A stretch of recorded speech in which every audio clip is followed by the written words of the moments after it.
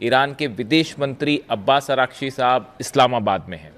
ये खबर जो है बीती रात जैसी ही सामने आई, देखिए मैं पूरी रात इसको फॉलो करता रहा, इस खबर को, वाइट हाउस में क्या हो रहा है उसको फॉलो करता रहा। और अब जो खबरें हैं आप देख सकते हैं कि अब्बास अराक्ची साहब जो हैं वो इस्लामाबाद में हैं, इसके बाद वो ओमान जाएंगे और उसके बाद वहाँ से रूस भी जाएंगे। अमेरिका की तरफ से जो बयान आ रहे हैं कि स्टीव विटकॉफ और जेडी कुशनर जो है वो इस्लामाबाद पहुंचने वाले हैं। मेरे बड़े सारे दर्शक भी ये बात पूछ रहे हैं कि मयंक भाई अब आगे क्या होने वाला है, ये बताइए, क्या कोई बातचीत होने वाली है या आगे अब क्या होगा, जंग होगी या जो भी होगा। देखिए, ईरान के विदेश मंत्री अब्बास अराक्ची साहब अचानक इस्लामाबाद कैसे पहुंचे, इसके पीछे एक लंबी सी कोशिश है। देखिए, सबसे पहले खबर आती है कि जनरल मुनीर की पेजेश्कियान साहब से ईरान के राष्ट्रपति से 1 घंटे तक बात हुई। ये मैं आपको एक दिन पहले की बात बता रहा हूँ। करीब 1 घंटे की मुनीर ने जो है, जनरल मुनीर ने फ़ोन किया पेजेश्कियान साहब को और 1 घंटे तक बातचीत की।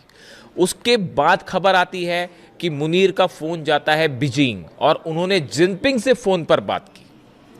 उसके बाद खबरें ये आई कि चीन की तरफ से एक कॉल गया तेहरान, और हो सकता है कि खुद जिनपिंग ने बात की हो या हो सकता है उनके विदेश मंत्री ने, चीन के विदेश मंत्री वांग यी ने अब्बास अराक्ची साहब से फ़ोन पर काफ़ी देर बात की।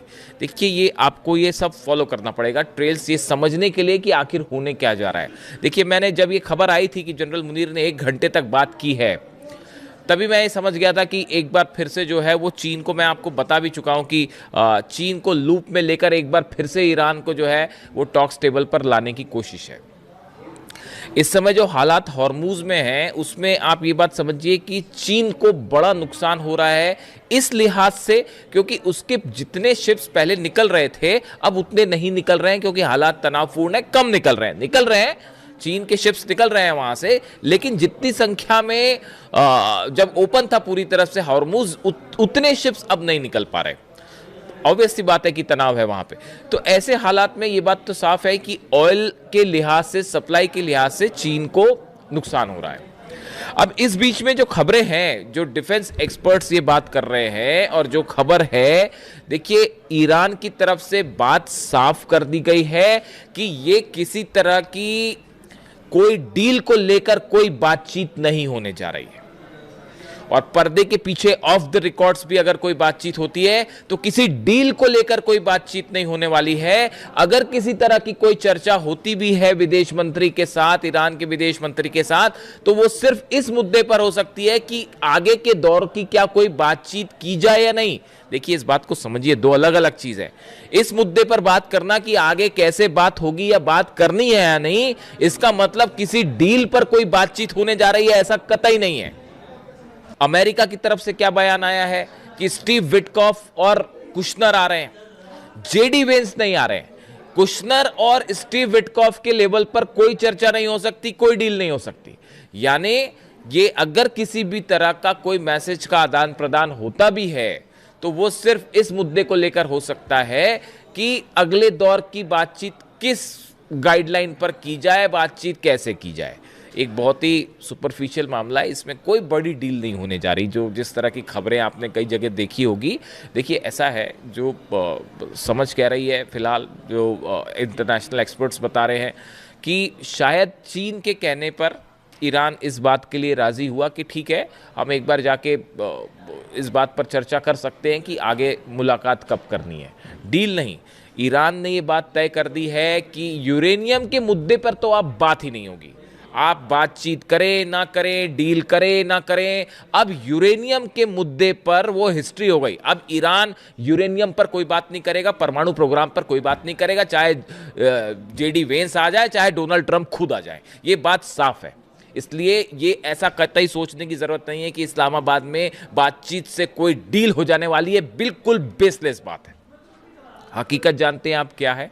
हकीकत ये है कि ईरान के सेना प्रमुख अहमद वाहिदी साहब अमेरिका के निशाने पर हैं, डोनाल्ड ट्रंप के निशाने पर हैं। हकीकत ये है। व्हाइट हाउस में एक बड़ी बैठक हुई, जो मेरी जानकारियां कह रही हैं, व्हाइट हाउस में एक बड़ी बैठक होती है, उस बैठक में डोनाल्ड ट्रंप शामिल थे, जितने सुरक्षा अधिकारी, बड़े सेना के अधिकारी थे वो शामिल थे।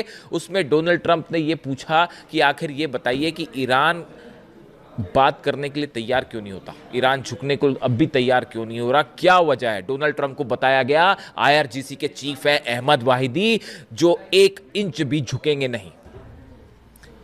उसके बाद एक बड़ा प्लान तैयार हुआ है, जैसी खबरें हैं सूत्रों से, कि अहमद वाहिदी साहब ईरान के सेना प्रमुख अब अमेरिका के निशाने पर हैं और उनको लेकर एक बड़ा असैसिनेशन की कोशिश हो सकती है।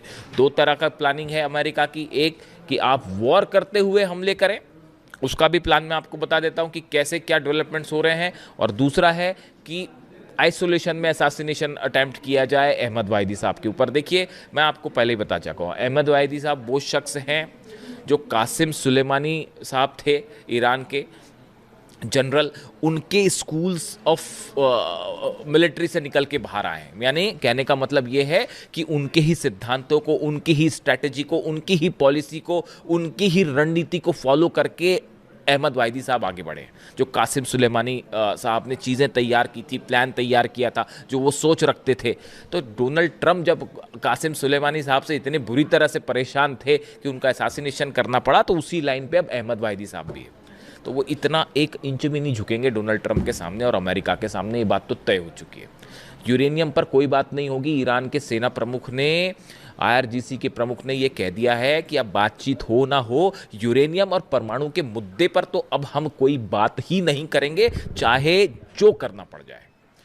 तो ये बात जो है डोनाल्ड ट्रंप को समझा दी गई कि ऐसा है कि अहमद वाहिदी जो हैं, उनके रहते तो हम कुछ नहीं कर सकते।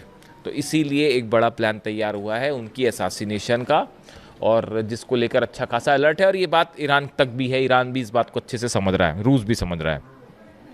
इसके अलावा देखिए, जो बड़ी खबर है, बताया जा रहा है कि एक हमले का प्लान फिर तैयार कर लिया है अमेरिका ने, कि अगर किसी तरह का, देखिए इस बीच एक इम्पॉर्टेंट बात यह है, 2 बड़े डेवलपमेंट हैं।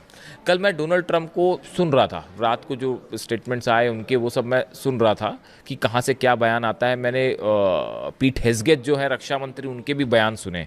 डोनाल्ड ट्रंप ने कल 2 ऐसी बातें कही हैं जो कि नई हैं। देखिए, डोनाल्ड ट्रंप के सामने समस्या क्या है पता है? डोनाल्ड ट्रंप के सामने, अमेरिका के राष्ट्रपति जो है, उनके सामने समस्या ये है कि वो क्या बोलते हैं उनको खुद नहीं पता होता, कौन सी चीज़ छुपानी है, कौन सी चीज़ बोलनी है, उनको यही नहीं पता। देखिए, दुनिया भर में बड़े सारे एक्सपर्ट बैठे हुए हैं जो हर चीज़ पकड़ लेते हैं। तो देखिए, कल उन्होंने ना, मैं उनकी बात ध्यान से सुन रहा था, उन्होंने 2 चीज़ें ऐसे बोली जो वो पहले नहीं बोल रहे थे, अगर आपने नोटिस किया हो। उन्होंने कहा कि हमारे पास अभी बहुत वक्त है, वो हमेशा जल्दबाजी में नज़र आए। देखिए, ये जब से वॉर हुआ, पिछले जितने भी दिन हो गए, इस वॉर के दौरान डोनाल्ड ट्रंप हमेशा जल्दबाजी में नजर आए। आप उनके बयान देखिए कि अब ईरान के पास वक्त नहीं है, अब ईरान को जो है वो इतने दिनों के अंदर फैसला लेना होगा, बस 3 दिन बाद, नहीं तो हम ईरान को तबाह कर देंगे, ऐसा कर देंगे, वैसा कर देंगे।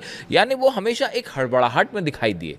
लेकिन कल उन्होंने बयान दिया कि हमारे पास वक्त है, हम जो है वो हॉर्मूज पर हमारे पास बहुत टाइम है। यानी इसका मतलब ये हुआ कि अमेरिका की सेना ने कोई ऐसा, ये स्ट्रैटेजी चेंज है, अमेरिका के सेना का कोई ऐसा प्लान है कि ये हॉर्मूज वाले मामले को जल्दी ज़्यादा दिनों तक खींचा जाए, ऐसा लगता है एज ऑफ नाउ।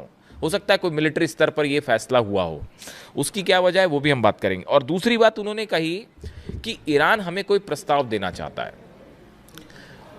इस तरह का उनका बयान, अब्बास अराक्ची साहब का इस्लामाबाद आना, इसको लेकर कई स्पेकुलेशन है कि क्या ऐसा कोई डेवलपमेंट है कि अब ईरान ने अपनी शर्तों पर यह बात आगे रख दी है कि अगर आप बातचीत करना चाहते हैं तो अब हमारी ये शर्तें हैं, अगर आप इन पर कायम रहते हो तो हम बातचीत करेंगे, वरना हम बातचीत नहीं करेंगे। हो सकता है ऐसा, हो सकता है, संभावना है कि जिनपिंग ने कहा हो ईरान से कि एक बार बात करके देखिए क्या होता है, और चीन के कहने पर जो है एक बार फिर से ईरान जो है वो बातचीत किस तरह से हो इसको लेकर हो सकता है तैयार हुआ हो। लेकिन जो सोर्सेस ये कह रहे हैं कि इसकी संभावना है कि ईरान ने अब अपनी शर्तें सामने रख दी हैं कि अगर आप इन शर्तों को मानते हैं तभी हम बात करेंगे, वरना बात शुरू भी नहीं हुई। डील दूर की बात है। मैं आपको जो बार बार समझा रहा हूं, दो स्तर होते हैं, एक बातचीत शुरू करनी है कि नहीं, इस पे चर्चा अलग बात है, और डील तो बहुत दूर की कौड़ी है साहब। डील भूल जाइए, अभी डील होने वाली नहीं है, वो होएगी नहीं। I am very clear about it. और अली खामेनी साहब भी बता के गए थे कि अमेरिका से डील हो ही नहीं सकती, और आज उनकी बात सच साबित हो रही है। वो ऐसे ही सुप्रीम लीडर नहीं थे। अमेरिका के जितने विदेश नीति के एक्सपर्ट्स बैठे हुए हैं ना, वो सब के सब अली खामेनी साहब के सामने बुरी तरह से फेल है। आप देखिए हर स्तर पर, चाहे मिलिट्री के स्तर पर, चाहे विदेश नीति के स्तर पर, चाहे अपनी कल्चर संस्कृति के बारे में जो अली खामेनी साहब के विचार थे, हर मामले में अमेरिका पर भारी थे वो अकेले। 40 साल तक घुटनों पे रखा उन्होंने अमेरिका के 6 राष्ट्रपतियों को, और आज ये सोचते हैं कि किसी तरह से जो है वो अभी भी नहीं समझ में आई बात की जो 40 साल में नहीं कर पाए, वो डोनाल्ड ट्रंप डरा धमका के क्या कर लेंगे अमेरिका से, ईरान से क्या करवा लेंगे, कुछ नहीं करवा सकते। तो देखिए, हो सकता है कि ये बात हो कि ईरान ने अब अपनी शर्तें रख दी हो सामने। ये ऐसा इस तरह के हिंट मिलते हैं डोनाल्ड ट्रंप के बयानों से, लेकिन देखिए हकीकत ये है, Qeshm island, Ladakh, Hormuz, Abu Musa, Bandar Abbas, Kharg, ये 6 जगहों पर बड़े हमले का प्लान तैयार है। केशम आइलैंड वो जगह है जहां से ईरान छापामार युद्ध करता है, यानी कि ये जो अचानक से हमले करना है, इसका पूरा कंट्रोल केशम आइलैंड से होता है। लद्दाख आइलैंड है, यहाँ पर द्वीप जो है लद्दाख का, अंडरग्राउंड मिसाइल्स हैं, यहाँ पे जितनी स्ट्रैटेजिक मिसाइल्स हैं वो लद्दाख द्वीप के आसपास लगा रखी हैं। हॉर्मुज में हॉर्मुज आइलैंड है, हॉर्मुज जो है स्टेट ऑफ हॉर्मुज, उसमें एक हॉर्मुज द्वीप भी है। वहाँ पे जितनी छोटी बोट है जिससे डोनाल्ड ट्रंप परेशान है, वो छोटी बोट्स का पूरा हब जो है वो हॉर्मुज में है। अबू मूसा, ये वो जगह है आइलैंड जहाँ से जहाज़ों की निगरानी होती है, कौन सा जहाज़ आएगा, कौन सा जहाज़ जाएगा। बंदर अब्बास तो नेवी का हेडक्वार्टर है, आप जानते ही हैं, और खार्ग से 90% ऑयल ईरान का एक्सपोर्ट होता है। ये वो 6 जगह हैं जहाँ पर सीधा हमले की तैयारी है, और बताया ये भी जा रहा है कि शायद इसका फैसला भी हो चुका था, लेकिन फिर ये सोचा गया कि भाई ज़्यादा नुकसान हो जाएगा पलटवार में, इसलिए इस प्लान को एक बार देखिए। वो हकीकत ये है कि ये डोनाल्ड ट्रंप ने प्लान को ओके कर दिया था, लेकिन पुतिन की खुफिया एजेंसी केजीबी ने इसकी जानकारी दे दी ईरान को। हकीकत ये है, और वो प्लान उनको चेंज करना पड़ गया। ये हमले 3 से 4 दिन पहले होने वाले थे। जो मेरी इन्फॉर्मेशन है उसके मुताबिक ये हमले 3 से 4 दिन पहले हो जाते, लेकिन रूस ने जानकारी जो है ईरान को दे दी, और ईरान ने उसके हिसाब से अपनी तैयारी शुरू कर दी थी, इसलिए ये हमला टालना पड़ा। अब फिलहाल देखिए, चीन की तरफ से ये कहना अपने नागरिकों को कि या तो आप ईरान में हैं तो आप छिप जाइए, और या फिर छोड़ दीजिए, ये बात चीन समझ रहा है इस बात को कि हमला होना तय है। देखिए, हम अगर पिछले कुछ दिनों की बात करें, जब से हॉर्मुज में तनाव है और अमेरिका और ईरान की सेना आमने सामने है, तो 187 शिप्स जो हैं वो हॉर्मुज को पार किया है, जो ईरान ने पार करवाए हैं, और इसमें से 25% जो हैं वो चाइना के शिप्स हैं। यानी देखिए, बड़ी संख्या में अब भी चाइना जा रहा है ईरान का तेल, लेकिन उस तरह से नहीं जा रहा जिस तरह से पहले जाता था। इसलिए जो चाइना का मैन्युफैक्चरिंग हब है उस पर बड़ा संकट मंडरा रहा है। इसीलिए ऐसा लगता है कि चीन ने इनिशिएट किया इस बात को कि एक बार बात की जाए।